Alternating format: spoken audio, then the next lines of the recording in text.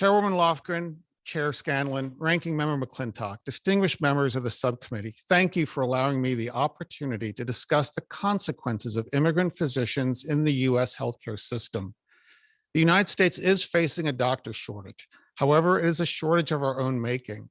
In recent years, thousands of American medical doctors have been denied the right to practice medicine. This is one of the most unreported stories and one of the most ignored situations by our elected officials and medical community, leadership in America, including our medical schools and the various governing bodies who represent physicians.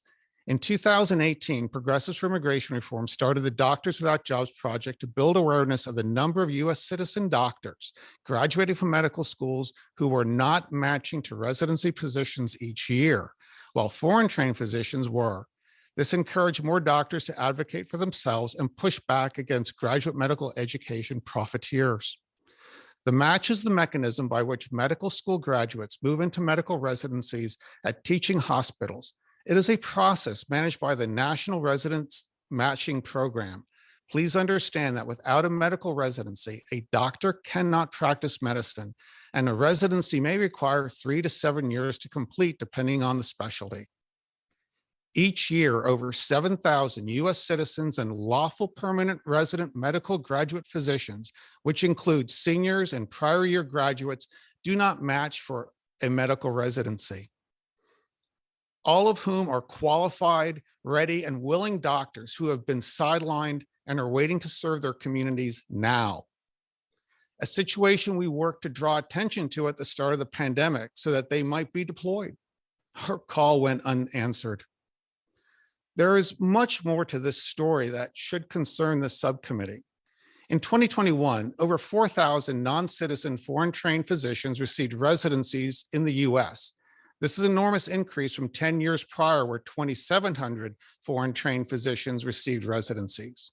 Between 2011 and 2021, more than 40,000 non-U.S. citizens, foreign-trained physicians were given U.S. taxpayer-funded residencies.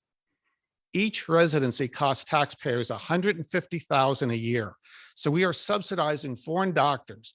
Many foreign-trained physicians arrive in the U.S. for residency training via the J-1 visa, a cultural exchange visa. In addition, foreign-trained physicians arrive via the H-1B visa program to work directly in hospitals. In 2020, over 3,500 labor condition applications were filed for 4,252 workers for the occupation of medical doctor. Of those, over 3,000 were approved. In addition, over 5,000 applications to extend from prior years were also approved.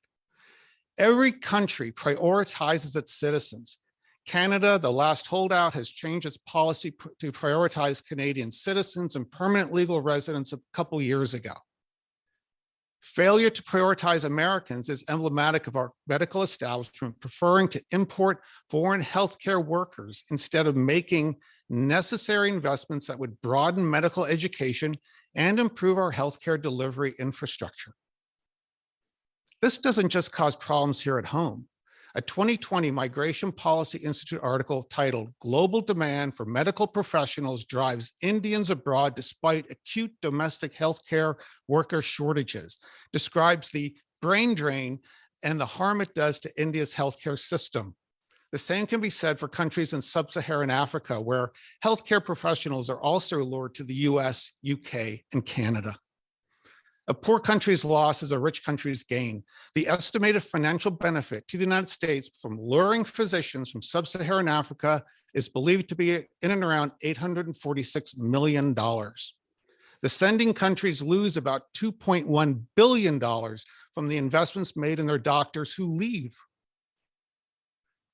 According to survey data, in 2020, roughly 70% of doctors in the US were born here. About 20% were naturalized, some 7% are non-citizens. These percentages have remained fairly consistent over the past 10 years.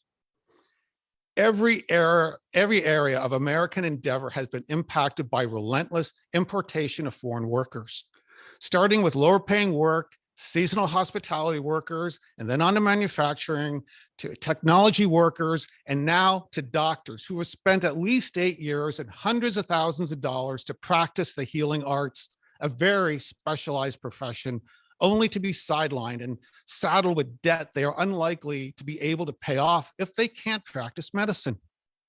The demand and enthusiasm to enter the medical profession is there. Applications to medical schools are at an all-time high, as are enrollments in the nation's nursing programs.